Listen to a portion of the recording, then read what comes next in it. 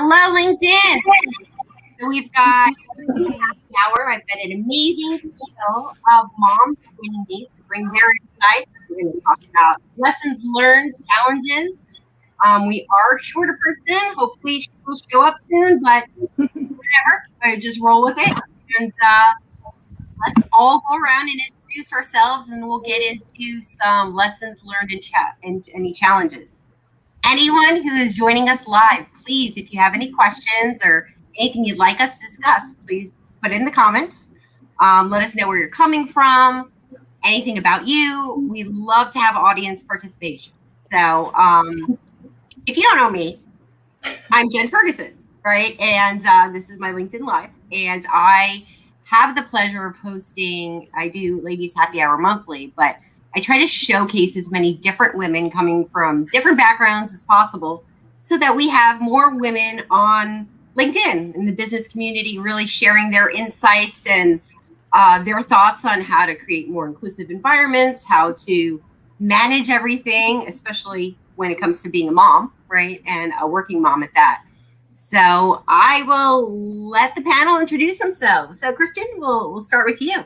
All right. Thanks, Jen. My name's Kristen Duell, and I am a wife, mom. I live here in Tampa, Florida. And when I'm not being a wife and mom, I'm also the executive vice president at CanTime. I oversee the marketing and business development team of an electronic health record. And that's where I've spent the entirety of my career at. Thank you so much for joining me. So Sue's been on my LinkedIn Live before. This is her second time. So happy to have you, Sue. Same here. So I'm based in India. I am a customer success and project manager with NextB. And I have two little kids. One is 8 and one is going to be 5. And I enjoy being a mom more than anything else. Yeah, I do too. I mean, it's one of the hardest but best things I've ever done. So, and it's like 4:00 in the morning in India. So that is pretty amazing that you agreed to join us at 4:00 in the morning. Gotta appreciate that, right? So Erin, you're up. Hey everyone, I'm Erin Dequani, and I am a mom of 3 fabulous children. I have a 12-year-old daughter, a 10-year-old boy, and a 6-year-old boy who keep me very active and very tired all the time. I am an institutional partnership account executive for Osmosis. We are a med ed company, med tech, and I've been in ed tech pretty much my entire career. I love student success and helping faculty improve student success, and that's kind of where I've spent most of my time, just partnering with institutions and faculty members. So I'm super excited to be here and talk about the lessons and challenges of being a working parent. So. Well, thank you for joining. That I really appreciate, like, just getting so many different women together. I really enjoy doing this. So thank you for joining me. Chantel, I am so happy to have you on. I'm happy to be here. Thank you. Yeah. Hi, everyone. Nice to meet you. I'm Chantel Johnson. I have a 22-month-old little girl named Leah, and I have a 7-year-old son named Sean. I moved here to St. Petersburg from San Antonio, Texas. I've been here, it'll be 3 years in August, so I love it here. The only thing I can say I miss about Texas is the food. But I'm currently working as an SDR at Inside Out, and my next plan is to go back to school next month, and I'll be returning to do therapy work and counseling. Oh, that's awesome. Yeah. Talking about kids. Come here. He's. Oh, this is my son, John. Hi. I had the door closed, and he grabbed my chair, right? Because I'm at my standing desk, and he's like, "How do I get myself in this camera?" Yeah. They need their spotlight. Yeah. Yeah. So he's just hanging out here. So thank you for joining me. It's awesome to get to know you. We don't know each other very well, but we actually work at the same company. So it's kind of funny how that works sometimes when you work at a larger company, but I'm so glad you joined. Sophia, you are up. I'm Sophia Coulter. The accent that you hear is from Georgia, but I am also in Florida, also Inside Out. I'm a team lead. I have 6 daughters, ranging from 16 to 6. So let the show begin. Awesome. Thank you so much. Alexandra, you're our newest mom. I am. I have a 9-month-old. So my name is Alexandra Cat. Hi, everyone. I am a call centre manager for Unique Vacations, which is a branch off for the call centres for Sandals and Beaches Resort. And I am very lucky that I'm based in Grenada in the Caribbean, but obviously I'm from England. So you miss the Texas food. I definitely do not miss the UK weather. I can tell you all that. And that is it for me, Jo. Yeah, I mean, I'm enjoying the night off, let's be honest. Daddy's taking care of bath time. I am so happy. And I see that, like Oliver over here, Emmy and I listening during bath time. So that's pretty amazing. And thank you for joining us. You know, I always love new moms who, you know, have 6 kids.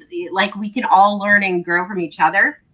Megan is running late. She is picking up her children. There you go. Can't falter. Can't falter for that. So that's no problem. I'm going to let her know, no worries, because she's going to be terribly late because she's stuck in traffic and not going anywhere. So we'll have to get her on next time. We've got Brandy Church joining us. Some of my favorite ladies, love it. So we've got some amazing attendance over here.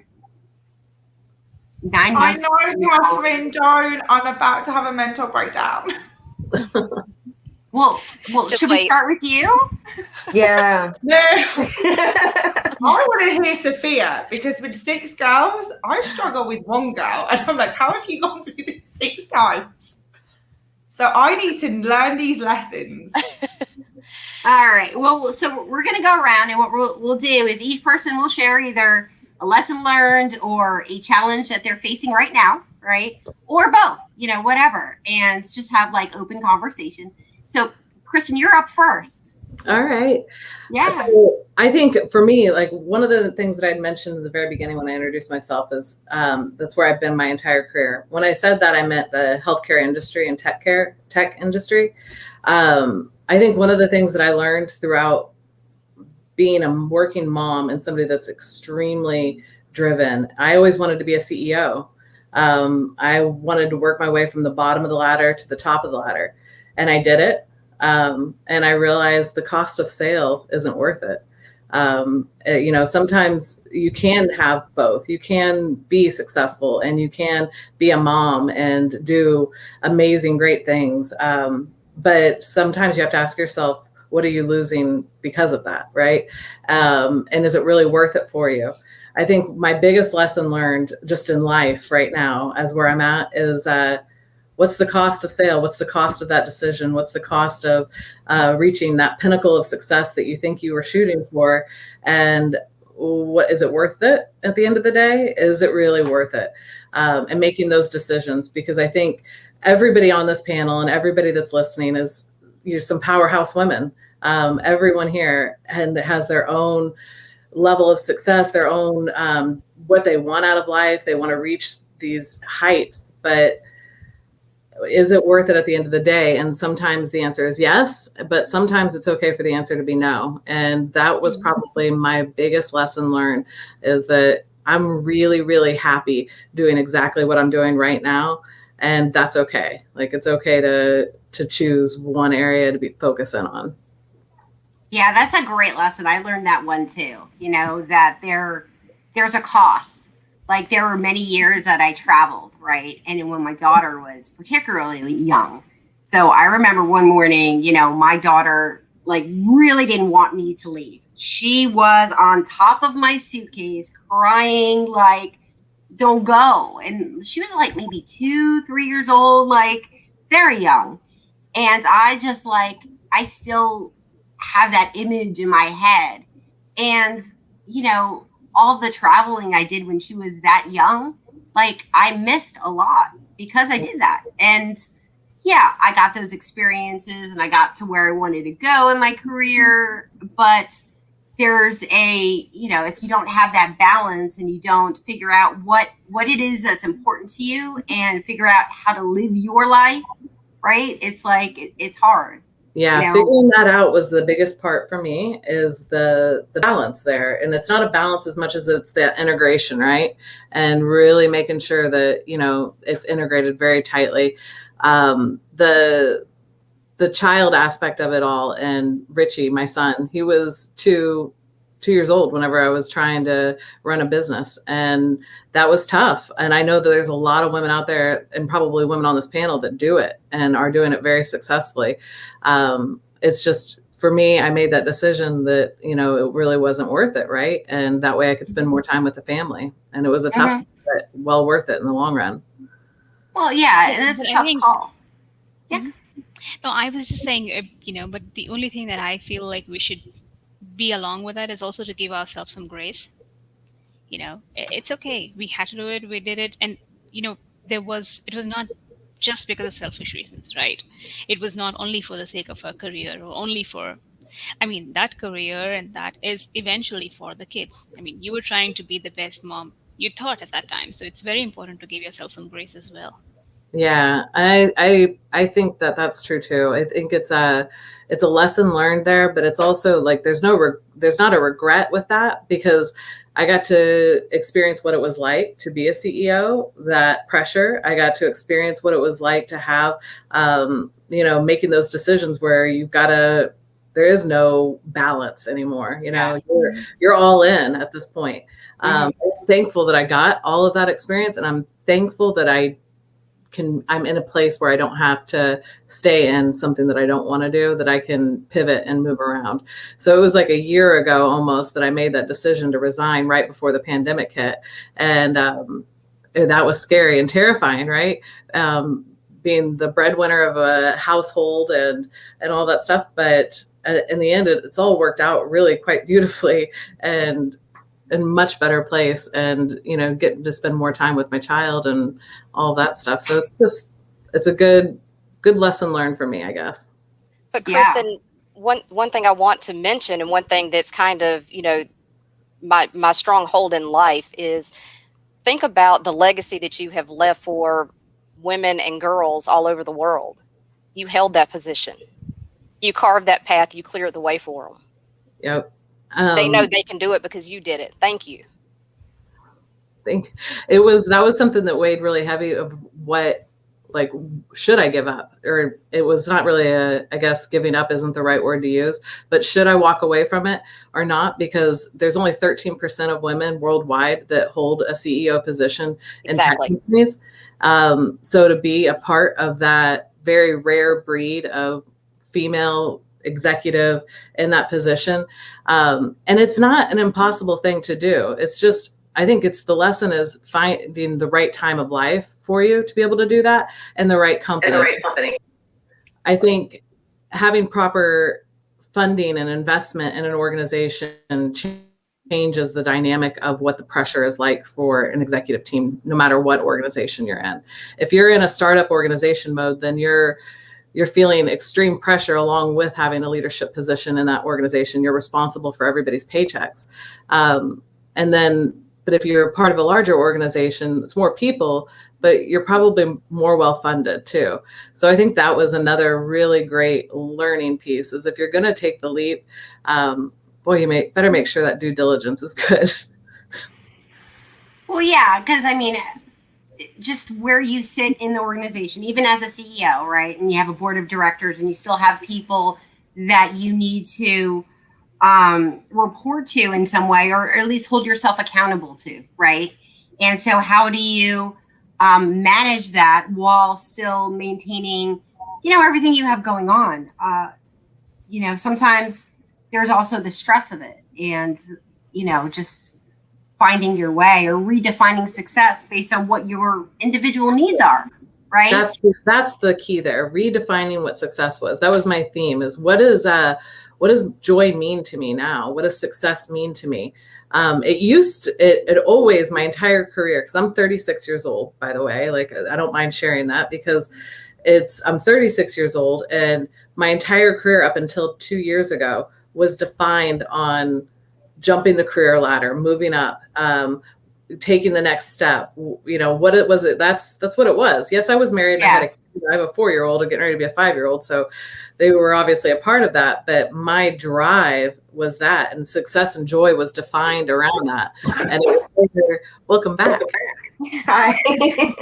Sorry, it wouldn't be right if something like that didn't happen to me. It wouldn't even. Oh, no worries. You should have seen me on Tuesday. It was storming here, right? And so I have a guest on my LinkedIn Live, and I like disappeared. He was still live, and like I was gone. And so when I got back in, I was like, oh, wow, look at that. My guest is just like live by himself. And I'm not even there, the hostess anymore. And he's just streaming live. I was like, so we're going to forgive whatever tech issues happen. You pop in and out as you please. It's going to be just fine. It's just fine. But thank you for sharing. And, you know, when you think about it, you're 36 and you've been a CEO of an organization, and that is pretty epic. You know, I'm going to be 45 this year. That's pretty. Mum goals. Let's be very real. I'm 32 and I'm like, you're a CEO and you're 36. Like, this is mum work goals right there, Kristen. So kudos to you. Yeah, I mean, seriously. Yep. That's amazing. Does anyone else have any thoughts to share on that topic, her lesson learned? Yeah, I do. So, Kristen, I had similar aspirations to you when I started my first real sales job. I had every aspiration to be the national sales director.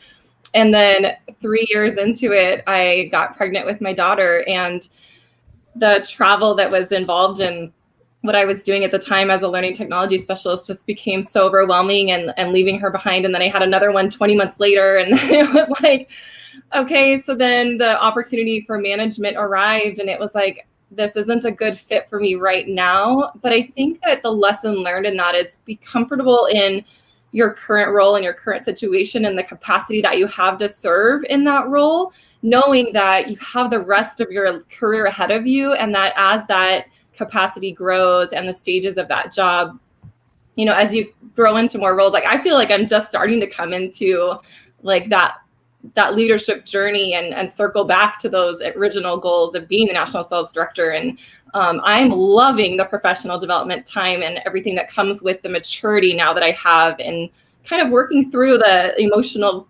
constraints of like, can I become a CEO? Can I not? Can I do this? Can I not? Well, the kids are holding me back. And now it's like, okay, now they're starting to be in school full time. It's like, yes, let's go. Let's rock and roll. So yeah, like lessons learned, anyone out there, like, be comfortable knowing that like you have so much ahead of you, and like just like reach for it. The timing of what you're saying, it's just because right then wasn't the right time, it's now is the right time for you. So knowing that, I think, is a big piece of it. I think that's awesome.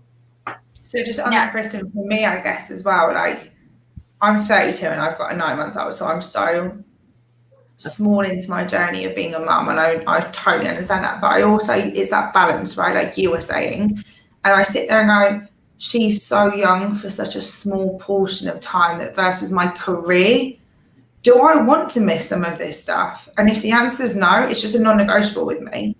And you're also a product of your environment. So my mum was a workaholic, and I remember being at school and I'd meet her at her office after school. Like that was the environment that I was brought up on. And I'm so grateful because it gave me that life that I had growing up, and also that my mum's just a boss, like just that kind of female lead as a role model. But every so often I sometimes check myself now and I'm like, she's 9 months. Do I want to miss this? And if the answer is no, I'm really sorry, guys. Like this is my block out time. You can call me before and after, but this period, non-negotiable with me. And I think it's also about your support system at work and at home. And if you have that kind of balanced out, you can't have all the support at home and not so much at work, for us to be able to kind of have it all, which I'm still debating if we can have. Well, I think you can. Just sometimes it's not like what Erin said. Sometimes it's not all at the same time as you want. But I think it's so awesome that you've drawn lines in the sand. I learned that through really painful ways of missing things. And so I think that is such a good lesson learned. No, In all and I fairness, agree. I just had a bit of a breakdown at work about it. So I miss it's so small now, and I laugh about it. I miss my first nursery pickup. Now in England, you get 12 months mat leave, and the Caribbean, America, it's 3 months. So I have friends in the UK who gave birth at the same time as me and are still on their mat leave. So me going back to work 3 months later was such a big deal, and I'm so lucky that I was able to do that. But I missed the first nursery pickup, and I just remember just sat in this meeting and I was trying to rush it through. And then in my head, it was like a switch, and I was like, I'm not giving my all to these people in this room who are wanting me to make a decision. And I'm so lucky that I have my husband who on short notice was like, I'll pick her up. But I walked out of that meeting and I just burst into tears. And the guys at work were like, what's wrong? And I was like, I don't cry at work. I'm not this emotional person. But in that moment, I had a choice to be honest about why I was upset. And I just said, I missed Emmy's first nursery pickup, and it's actually really upset me. And I know realistically, I'm not going to be there for everyone, but this is the first. So it's a big deal.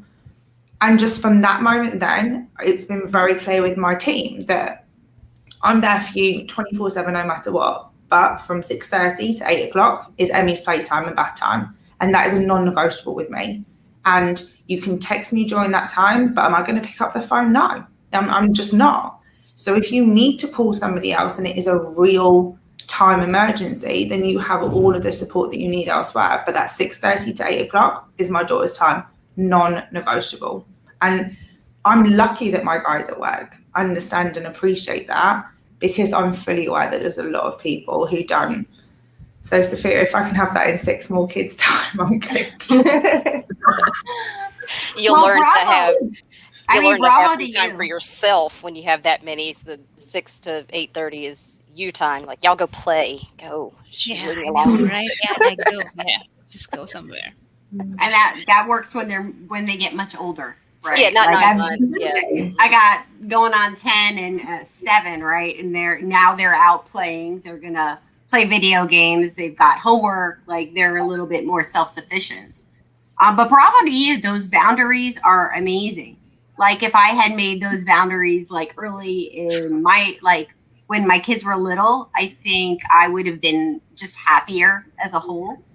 But being one of like very few women, I struggled a lot when my kids were little. And so as like a top contributor, right, before I had my daughter, I had a number of miscarriages. So what happened was I had to like ask to not travel. And that was a really big deal in my organization, because I traveled for all big deals. Like, I was there. I did the demo in person. I took them out to dinner. I did all the things.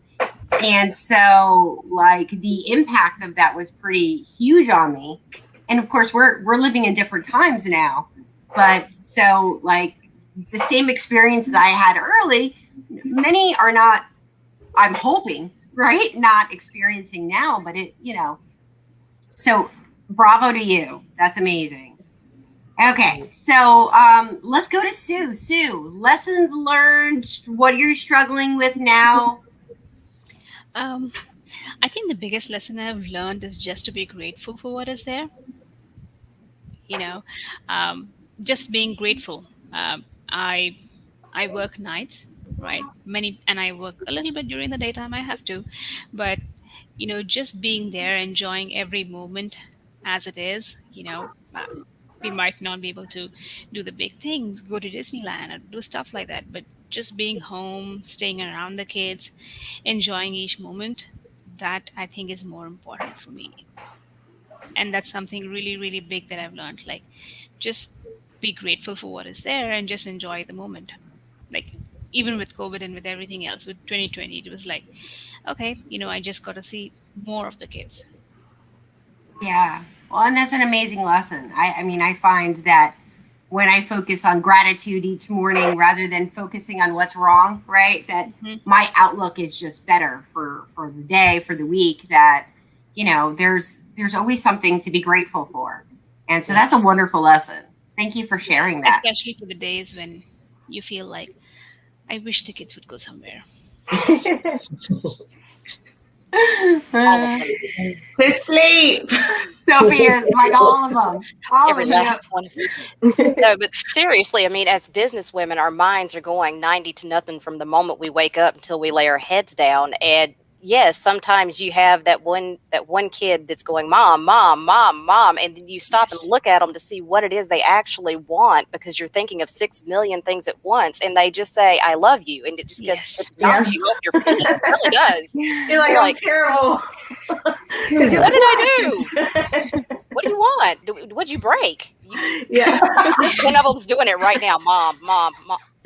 You hear the laugh? The maniacal laugh. Do you know what it is though? You can tell Sophia is a mum of a big group because of that look. If looks could kill right now, it was that side eye. She's really good at that side eye. I don't know. I feel like I gotta work on that. There's an opportunity for improvement there on my side eye. Yeah. But they always want to tell you I love you, especially when you're on a Zoom call and talking to someone else, for sure. When you're 5 minutes in with the CTO that you really, really need to get this appointment with, and you suddenly feel a miniature version of yourself 2 inches from you. Yes, that's when it happens. Well, just like my son, he came home from school and he barely wanted to talk to me. As soon as I was on live, he's trying to figure out how he's going to stand on my chair, my rolling chair, so that he can get into this little space for the camera so that he could be in the shot. Like literally moving the chair back and forth, climbing. He's like, okay, if I move it here, like, come on. You didn't even want to talk to me earlier. You got a kiss, nothing. So I had a one-on-one with my, I had a one-on-one with my VP of sales today, and his name is Andy, and my son's name is Andrew. And so Andrew thinks that Andy is his like best friend, you know. And like, today he came in and he's like, he was trying to get me to pull his first tooth out, and I'm like, no, I can't. Like, Andy's on the screen, and he's like, no, look at my tooth, Mom. I'm like, I don't understand. Like, this is not the time to pull your tooth out. And Andy's like, well, I know the dental floss trick. It was so fun. I think it's so good to have managers and leaders that are like empathetic and that kind of join in on that with you. And it's just a blessing to have leaders like that, you know, where you don't feel that shame of like, oh my gosh, my kid's asking me to pull his tooth while we're on a well. Right. And it's like, no, seriously, you need to go out of the room, go eat an apple, and it'll probably stick into the apple. I think that's my favorite thing that came out of COVID is the humanity factor that, like, it resounding, the humanity factor. Like, now we're all in our own homes. You can't go anywhere. A year ago, like, you're locked down, and everybody's got the kids in the background, the cats climbing over the computers, and I think it softened things for just, I don't know, it did for my industry, it did from my perspective. It made me like people a lot more. That part. I know my boss's cat's name. Weird. You have a little person. I have a little person too. He's still working she's on like, trying. okay, it's been 20 something minutes. I don't understand. This is Leah. Hi. Hi, Mia. Hi. Oh, what a cutie. Hi. Well, Johnny, She's only here because you're still not in the shot, buddy. Okay. I think we need to start taking a drink every time a kid comes into the background. That would be really good. I won't make it to the end. Goodness. Yeah. Sophia, you want me to call the crew? So yeah, no, I would definitely agree that with the pandemic, right, that humanity is there. It almost makes me like when my kids were younger, I had such a hard time with that. And I work from home, right? So I work from home and travel to accounts. So it's like, if something like that would have happened then, how much different would now be? You know what I mean? It's like, it's a weird thing to think of. I know.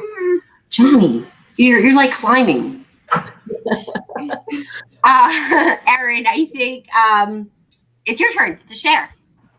Yeah, so I would love to just talk about a general challenge that I think a lot of working women are dealing with right now, and especially in California, is that a lot of California has not gone back to school. So the kids are all home and hybrid. And for instance, like my children go to school 4 days a week for literally 2.5 hours to like drop them off at 8 in the morning. And then thankfully my mom picks them up for me at 10:30. But I am forever grateful that I chose a career in sales, because I don't for the life of me know how parents that have to commute are doing this and can't afford someone to pick them up, drop them off. Like, I think it's just like, I just have so much respect for the moms that are out there trying to make this work.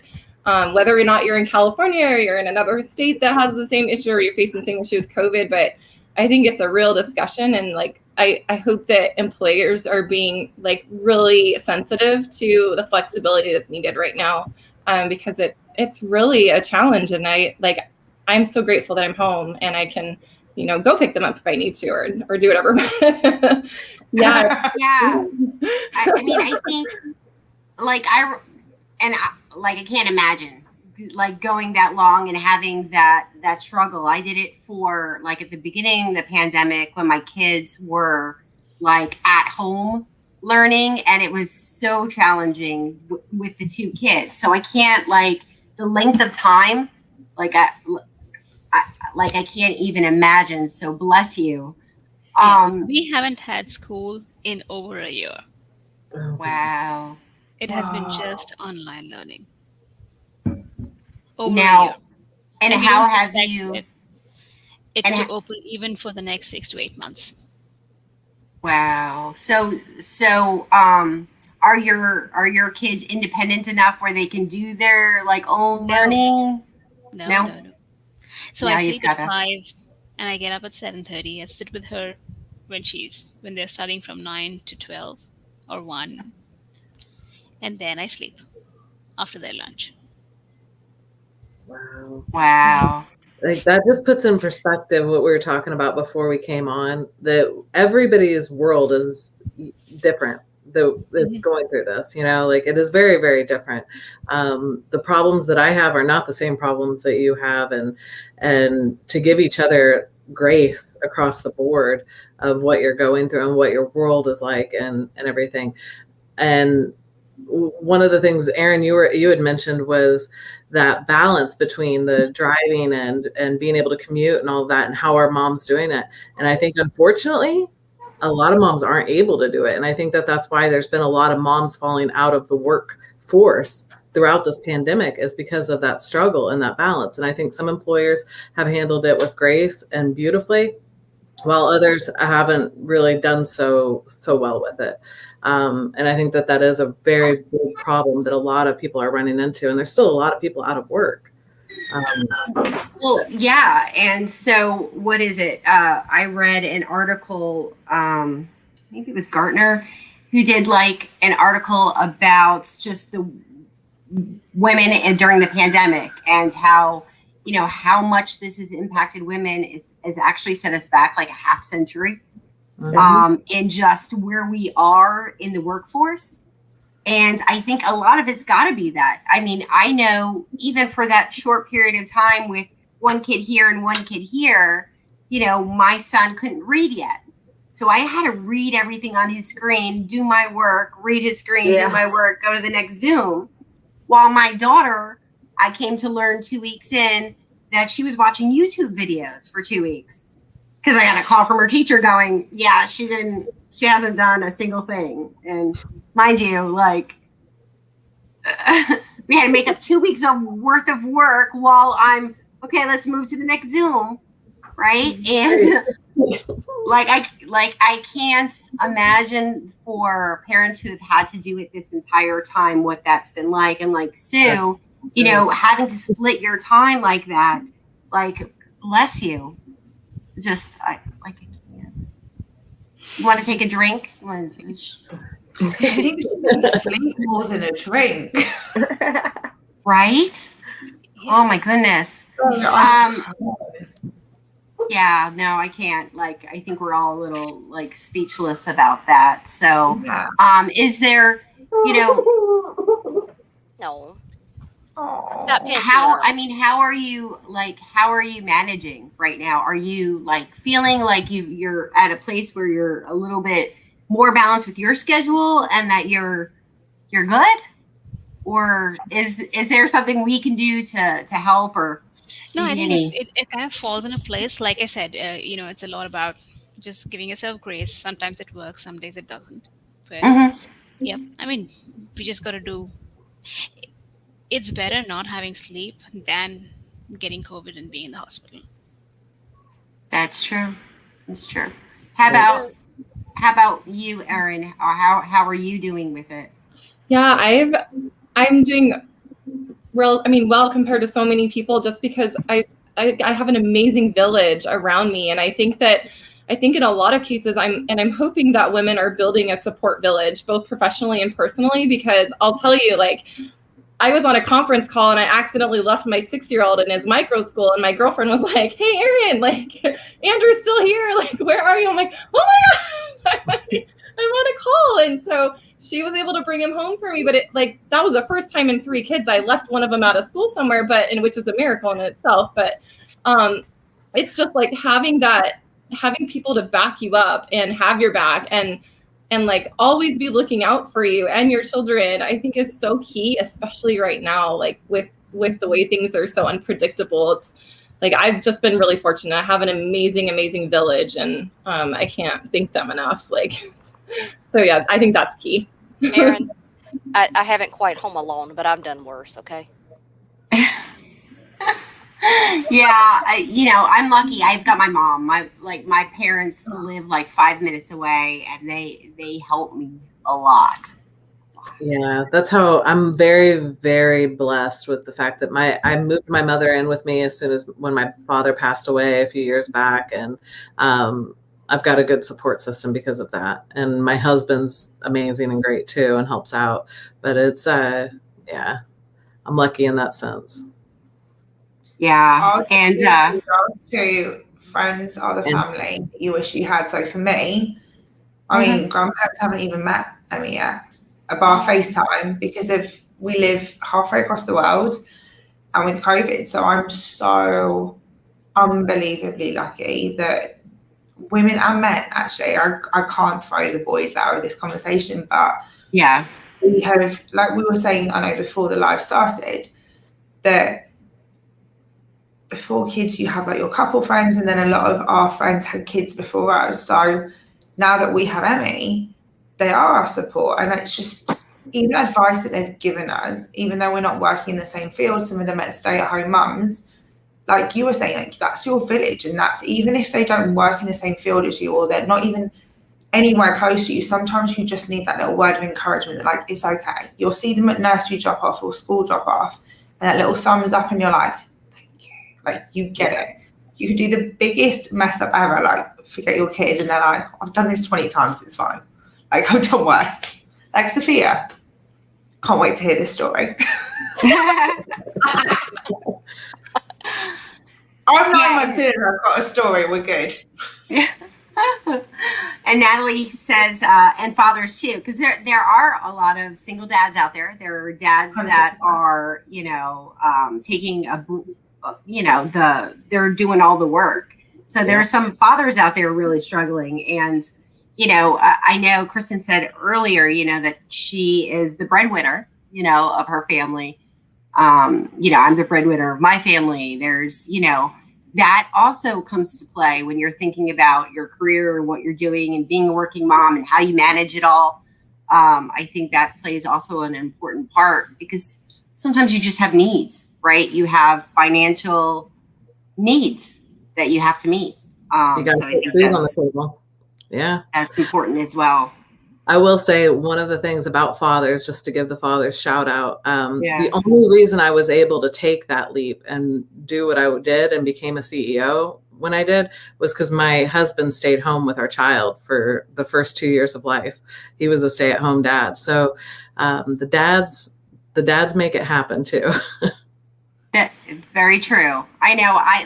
There was no way I could have done all the traveling I did when my kids were young without my husband, my parents, like my friends. Like, I had all the people, right? Yep. And so it's important. It's important to have that village. Rachel Knight says, always remember to give yourself that grace, which I think is a common theme we've been talking about, is that grace. You're human, we give it to everyone but ourselves. And I think that's true. Like, so many times I'm my worst critic. Like, there's no one who's harder on me than me. Yeah. And I think it's important to think about it and not be so hard on ourselves. Chantel, what are you going to share? I can't wait to see or hear. Mine pretty much ties into what everyone else is saying. Having a strong support system, not being so hard on yourself, taking it easy with yourself, knowing that you don't have to do everything that you want to do. A lot of things, like everyone else has already mentioned, comes with good timing in our lives where we are. And I feel like with Leah, since my son is 7, I had my kids 5 years apart. I had to relearn how to be a parent because, my son, he's already like self-sufficient. So, over the first year, I had a lot of, I feel like it was depression that I was putting on myself because I was being too hard on myself. And I felt like I had to do everything. And I felt like I needed to feel a certain way, look a certain way. It was just, I was putting too much pressure on myself. And that's been my biggest, challenge that I have overcome. And I'm still, you have to continue to work at it, is being easy on yourself and, knowing exactly what you need and, how your body feels, how your mind feels, all those things you need to take into consideration before you make these huge decisions that can be, life-changing, I guess, for lack of a better term. So, yeah, I mean, career decisions are a big deal. Like, where you want to go in your career. Do you like what success means to you now versus what success should mean to you in like 5 years? Right. It's all very different. At 45, my perspective now compared to when my daughter was little, it's huge. And it's like, okay, how did my journey get here? And how did I come up with the beliefs that I have now? It's all part of that journey. Thank you for sharing that. But yeah, I mean, a lot of the the lessons learned have been pretty consistent with the grace. Yeah, it's amazing how we all connect on that, that level, is that we need to be gentle with ourselves. That's the biggest thing that I've learned over, especially when COVID hit. It was just too many things that I felt like I couldn't keep up with. So I wasn't getting any sleep, because when I did lay down and go to sleep, I was just thinking about what I needed to do the next day. So I was in a constant state of panic and a constant state of anxiety. And it was just, I started realizing, hey, I'm doing this to myself. And also what you mentioned, Jen, too, the showing gratuity, just being happy about, what you actually have at that moment. I mean, showing gratitude. I knew I said showing gratitude, but, knowing exactly what you have at that moment and being happy about it is so life-changing. I just didn't even realize I had actually started this challenge with myself and Amber and Annie. And at the time, that's when I was really struggling, with the mental health issues and just trying to figure out how I was going to make it every day, because we had just started COVID and, I had kind of just started the job. I was probably 6 months in, when it really started getting serious. So I really wanted to do well at my job, but then I had to be a good parent. And I just always felt like I was in, a constant state of tug of war. And I just finally learned how to split myself between two equally, but also taking care of myself first. And that has gotten me a long way, is knowing that I need, a little meditation or to stretch a little bit, just to pull myself from whatever I'm doing and just relax. It's been great.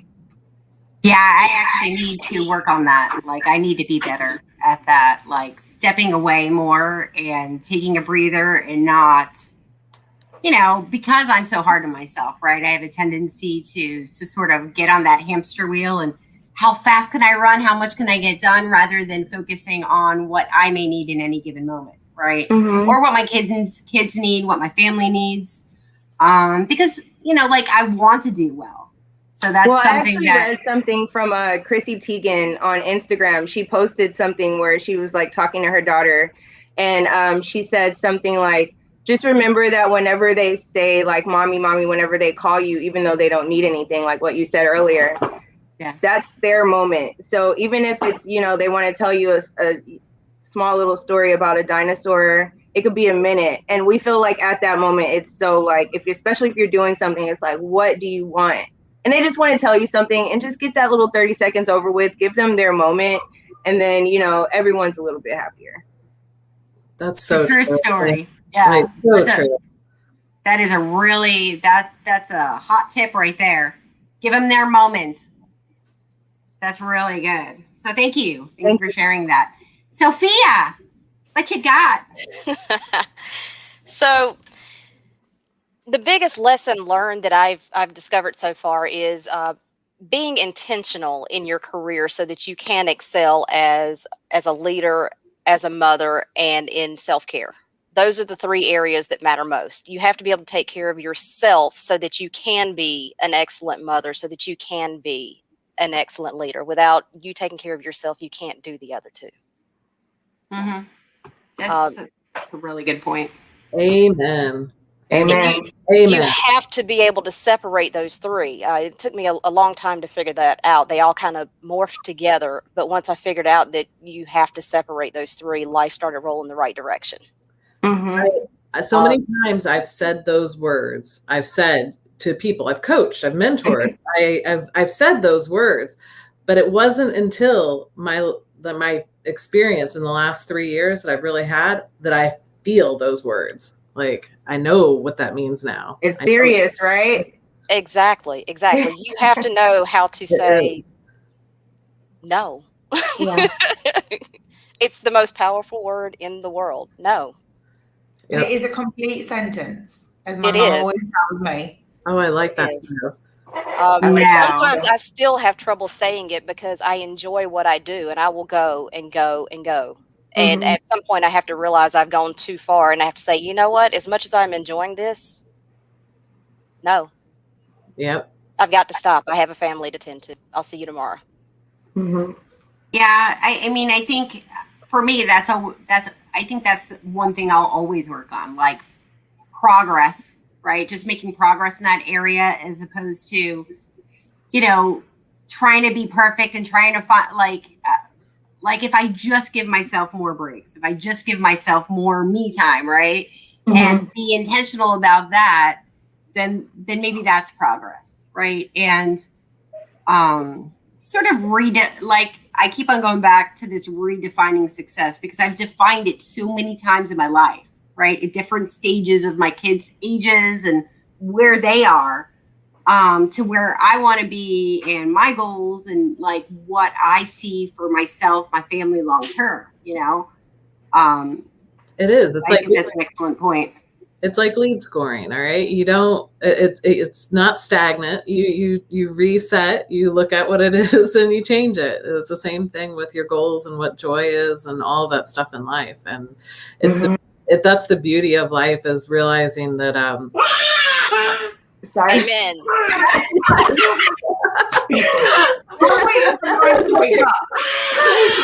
I'm with you. I feel like that right now too. She scared me. That was startling.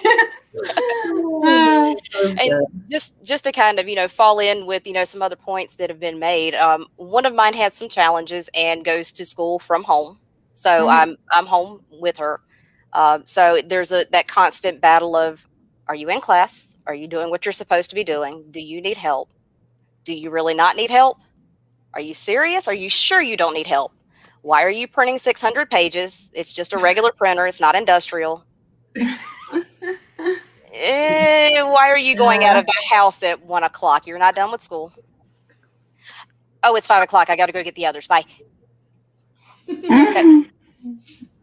Yeah. I love how all you had to say was you had 6 between 16 and 10, or 6 and 16, and everyone was all, okay, say no more. We all know where you're coming from. Yeah, we do. Yeah, And that comparison to lead scoring, Kristen, that was pretty awesome too. It never occurred to me to compare it like that, but it is. It's like you always optimizing, just like the sales process. Man, I'm constantly looking at my life and like the cost of sale, the cost of opportunity, the cost of decision making. You know, I'm always in that mindset of what is my profits, what are my losses, what am I doing from a department perspective, and what am I doing from a life perspective? And it's lead scoring, like redefining everything is important, like making sure you're staying on it. You know what the biggest struggle probably is? When you go from speaking with, a prospect or, a colleague on the phone, and you turn around and one of the kids is standing there and you can't break your mindset from work to talking to a child. Yeah. How do you go from talking about profit margins to talking about SpongeBob? Yeah, man. And like walking in the door. So I'm going home. I'm working in an office now. I'm actually going into the office safely and everything. And I'm at home right now. But when I'm having to shift gears and I'm going from one to the next, I'm not great at that. And so my family I'm learning to be better at that and learning to shift gears better. But that clutch is stiff. Out of a board meeting, I need that shot of tequila, to shift that gear, because it's I'm struggling. It's grinding. The gears are grinding a little bit to definitely happen. I feel that one. Yeah. Well, we've already talked about me and the shots of tequila, so I know. But, that's why water's not wet. What's up with moms and tequila? Yeah. Well, it's the diet, like I'm on low carb, it's clear liquor. Clear liquor is good. It's speed for me. It's the speed. This is how we all became working mums, let's be honest. The mum part was the tequila. You add the lime, it becomes a fruit cocktail. Oh, all right, Alexandra. Are you gonna share? I feel like you've got it together. So, like, with the boundaries thing, man. On the top, and again, it's something that's been ingrained, I think, in women. Like, you've got to look like you've got it together. So, yeah, my close circle know that I'm that duck, like, or the swan, or however you want to analogy it. On the surface, it's all calm, and underneath, I'm like this. But I think for me, my challenge at the moment is, and it clicked this morning actually, that I balance everything else okay, but myself. And we've all talked about it, this morning, especially because of my situation, that my parents and my husband's parents, so both sets of grandparents, haven't met Emmy face to face. So FaceTime is such a huge part of their interactions with her, and with the time difference with us being Caribbean and them being in Europe and the UK, I should point that out now that they're Brexit, don't want to lose you any viewers there, Joe. So every other morning we alternate grandparents while I'm getting ready. So I'm getting ready, Emmy's already done and everything like that. And then she's speaking as a 9-month-old speaks, I guess, to her grandparents, and then it's straight to nursery, and then I go to the office.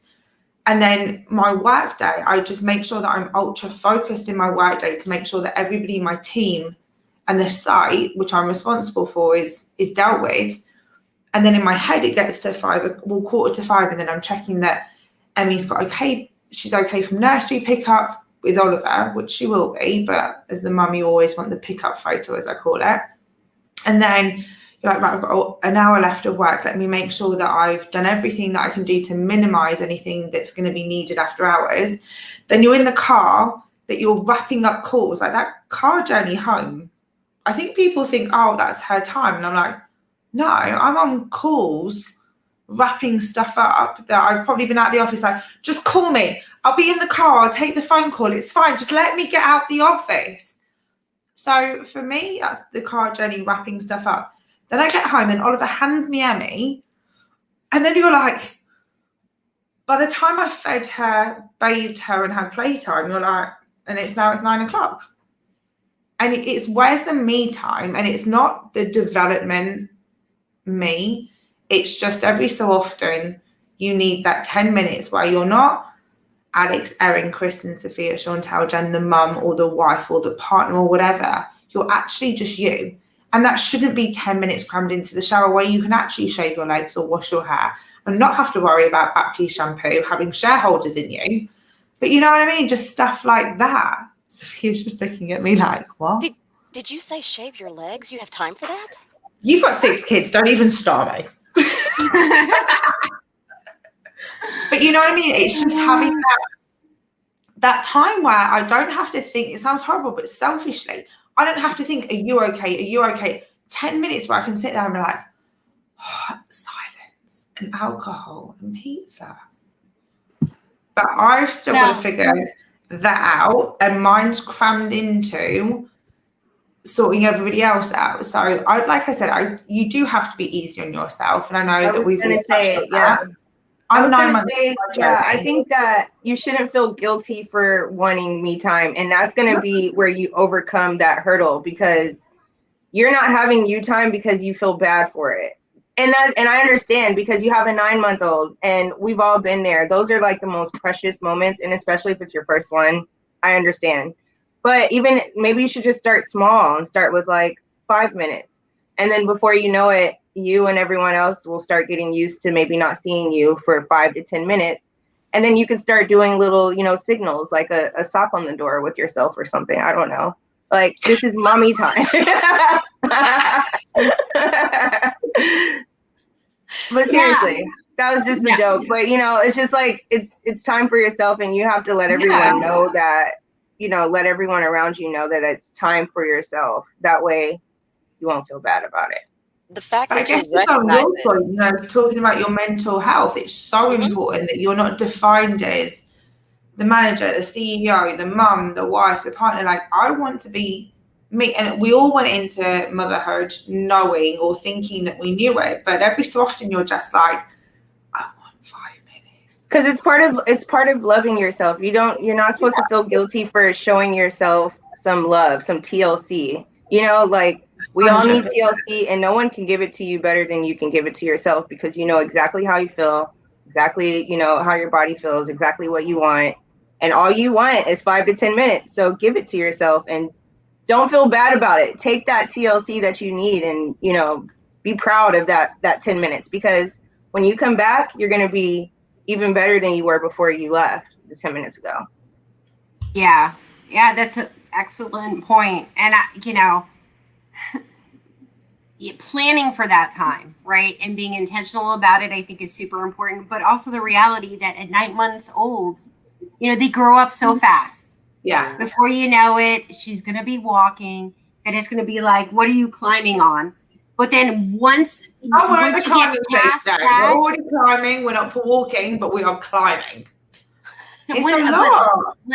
This time goes so fast. Mm-hmm. It so does. And then suddenly they're like off at school, and they're a little bit more independent. And then suddenly you have a little bit more time. You get to schedule that me time while still sort of balancing everything. And it does become easier. I mean, when mine were little like that, it was hard. I was up all the time. You're like obsessed with them too. Even when they sleep, I don't know where people get that. Like, when they go to sleep, you go to sleep. That's not a thing. That's not a thing. You literally do everything. People, when you just given birth and they went, you sleep when the baby sleeps. Who's taking care of my house? Who's doing the laundry? Who's doing everything else that needs to be done? And why are vacuum cleaners so loud? Like, how oh my gosh, should we create a silent vacuum for moms? Like, how has that not been fixed by now? Like, do people all moms get that? We need to write Hoover an email or something. Mm-hmm. It's funny, this whole thought process came. A colleague of mine was coming from St. Lucia to Grenada, and we were talking about COVID and the regulations and all of that, because Grenada, very luckily, we had some cases, but we've actually been a very safe island because we locked down pretty much as soon as Corona kind of went across the world. It was just Fort Knox there. And she said on the plane, they were doing the whole oxygen mask. And somebody went, what happens if they've got COVID and I don't want to touch the other oxygen mask? And we were laughing about it. But we're like, actually, it's true what they say. You know, you need to put the oxygen mask on yourself before you do it to your child or your partner. And we were just talking about it because she's got 2 teenagers that she's left for. Somebody just said Swiffer. I love the Swiffer, by the way. But she's got 2 teenagers who she's left in St. Lucia for 5-6 weeks while she's over here in Grenada. And, you know, she was talking about the independence, and she was saying to me about Emmy and being 9 months, and she's seen her on FaceTime and all of that, but never in person, which she did. But she was like, you have to give yourself that time and don't feel guilty about it. Put that, and she said it to me, put that oxygen mask on yourself before you do it to other people, because are you really the best version of yourself? And I guess pretty much full circle back to what Kristen was saying at the beginning about being a CEO and how much time are you and all of that are you losing? If you're not putting that oxygen mask on yourself, then how can we be the best mums and the best CEOs and the best managers? We can't. But you still feel guilty every single time you do it, or struggle to find the time. Sophia, don't talk to me about not shaving your legs. Still okay. No, I mean, like, I get it. Just like I still think about that trip I was going on and my daughter throwing herself on my luggage, right? And like that memory is crystal clear, like it happened yesterday, yet now she's almost 10, right? And so like letting that sort of stuff go and being intentional about making time for you. Lydia here says every stage in child, teen, young adult development is so different. And I like, that's true. I'm scared of like teenagers. Like my kids are teenagers. Me too. Because like I'm 45 now. I'm going to be really old. You too. Yeah. You're Teenager. You've got 3 at the same time, Sophia. 3 teenagers now. There's this 1 week a month that is like horrible. Yeah. Oh. And with 6 girls. Oh, yeah, man. Like I need a hotel room that week. Just bye. Sophia, I think we could do an entire episode just on you. Oh, for sure. Seriously. It was one moment. Just nuggets of wisdom from Sophia with 6 kids. Like when I take a day off, I take them to school fully dressed like I'm going to work and loop back around to the house.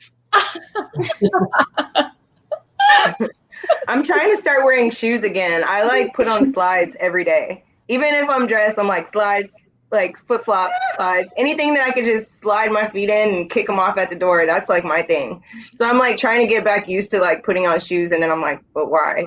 Yeah, but why? Why? It's flip-flops for life over here. Yeah, even back in the office, I haven't given up. Business on top and workout clothes on bottom. It's a new look. It's that's what I'm wearing right now. It's called the COVID mullet. Yeah, I love it. And I don't know what I'm going to do when I actually have to travel again. Yeah. I love it when the UPS guy comes to the door and you're like, oh, oops. Sorry about that. Sorry about that. Well, we're actually over time. So this went really fast, as it always does. So let's do final thoughts. If anyone has any final thoughts to share for any mamas out there, for anyone in our little group here. I think we lost Sue. And, of course, Megan ran into traffic and had to pick up kids. But we are here. I'm very grateful for that. So who's got final thoughts? Wrap it up. I'd say the one that's coming to my mind right now is everybody was talking about being grateful and having gratitude in the moment. Sometimes when you're going through hell, though, it's hard to be grateful about it. And I know that from personal experiences, you have a lot to be grateful. You always do. But sometimes when you're in the heat of stuff, you might not feel it. But if you take a deep breath and just let some time pass, you will feel grateful again. And there's always something there's always the sun that's going to come up the next day. So we're going through something, everybody is, but being grateful is the key there. Hear, hear. Yeah. Here's for ladies and mums. Yes. Cheers. So if we're ready to wrap it up, right? So thank you everyone who joined us. I hope you got some value out of the time. So grateful to the ladies for joining me. And next month it's May 19th, and I've got a whole new panel of people. Of course, I'll still be here, but new panel of ladies. I will play a little clip from last month. Shannon Sellis actually did a song last month, which I thought was super cool. So if you hadn't seen that, you have an opportunity to see that. And then it'll be over. So hopefully we'll see you next month. Thank you, ladies. Be kind to yourselves. Thanks, everyone. This was really fun. Okay. Have a great night. Bye. Thank you, Jen. Available. So it's kind of neat that this tribe thing is out there right now. But Jen, you asked me if I would come up with a song or a ditty, and things have been a lot's been going on for me, so I didn't get the chance. However, I was very inspired by what everyone wrote, everyone said, and by what the comments have been saying. And in the time that we've been talking, I actually wrote something. So forgive me for not having tried this out. This is fresh as of this hour. You need us to give you a beat or something? Please do not. No. I do not do well with a beat. Let's see how it works. Finding my tribe, we got a vibe. Who I'd want to subscribe to. Maybe hard to describe too. Little bits of my soul come together. We're birds of a feather. We're better this way. Go-getters who stay. Soul birds, we rise. We ride the highs and the lows, though. Where it leads, who knows? It's not just people like me, but those who inspire me, who come in and complete me. An older vision or a mini me. We go together to celebrate with the power to elevate. It feels so great, not like there's too much on my plate. So my tribe is anywhere I want to be, local or overseas. If you want to be in my tribe, come on over and find me. Oh my God. Oh my God.